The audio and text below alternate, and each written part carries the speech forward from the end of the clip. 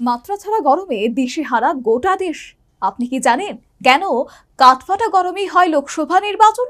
না জানা থাকলে জেনে নিন। ইতিমধ্যে 40 ডিগ্রি সেলসিয়াসের আশপাশে ঘোরাফেরা করছে তাপমাত্রা। তাপপ্রবাহের সতর্কবার্তা জারি করেছে আবহাওয়া দপ্তর। তার মধ্যেই হতে চলেছে গণতন্ত্রের সবথেকে বড় উৎসব লোকসভা নির্বাচন। আগুনে পরিস্থিতি আঁচ করে জারি করেছে নির্বাচন কমিশন। তথাপি প্রশ্ন ওঠে, এই অসহ্য গরমে কেন ভোট হয়? গ্রীষ্মের দহন সহ্য করে ঘামে ভিজে নেতা কর্মীদের ভোটের প্রচারে বেরোতে হয়। ভোট কর্মীদের নির্বাচনের আয়োজন করতে হয়। তীব্র গরমে লম্বা লাইনে দাঁড়িয়ে ভোট দেওয়ার কম কষ্টকর নয়।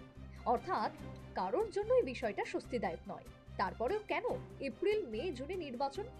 প্রথম কারণ, সাধারণত এপ্রিল মে মাসে সরকারের 5 বছরের মেয়াদ শেষ হয়। মেয়াদ শেষ হবার ঠিক আগে লোকসভা নির্বাচন সম্পন্ন করতে হয়।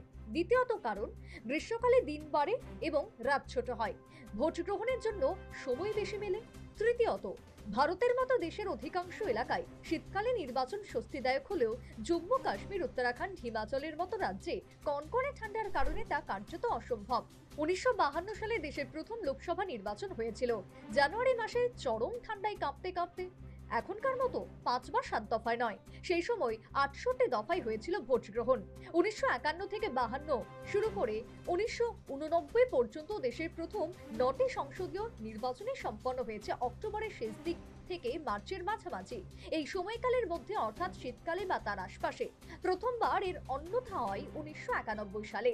যেহেতু তৎকালীন প্রধানমন্ত্রী চন্দ্রশেখর আচমকা পদত্যাগ করেন, নবম লোকসভা ভেঙে দিতে হয়। সেই প্রথমবার ভারতের সাধারণ নির্বাচন হয় মে জুন মাসের ভয়ঙ্কর গরমে। পরের নির্বাচন 5 বছরের ব্যবধান রেখে 1996 সালের এপ্রিল মাসে হয়।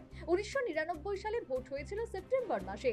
2004 সালে অক্টোবর মাসে নির্বাচন হওয়ার কথা থাকলেও অটল বিহারী বাজপেয়ীর বিজেপি সরকার আগেই সংসদ ভেঙে দেয় এবং ওই বছর এপ্রিল মাসে নির্বাচন হয়েছিল। বিজেপির তৎকালীন শরিক দল তেলেগু দশম পার্টির নেতা চন্দ্রবাবু নাইডুর পরামর্শে সেবার আগেই সংসদ ভেঙে দেন বাজপেয়ী। আসলে চন্দ্রবাবু চেয়েছিলেন তার রাজ্যের বিধানসভা ভোট এবং লোকসভা ভোট একসঙ্গে হোক। বিজেপির ইন্ডিয়া শাইনিং ক্যাম্পেনের ভর করে বাজপেয়ীর ব্যক্তিগত জনপ্রিয়তাকে কাজে লাগিয়ে নির্বাচনী বৈতরণী পার হতে চেয়েছিলেন Chandrababu.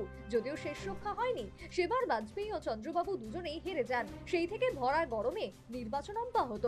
Bureau report, news vanguard.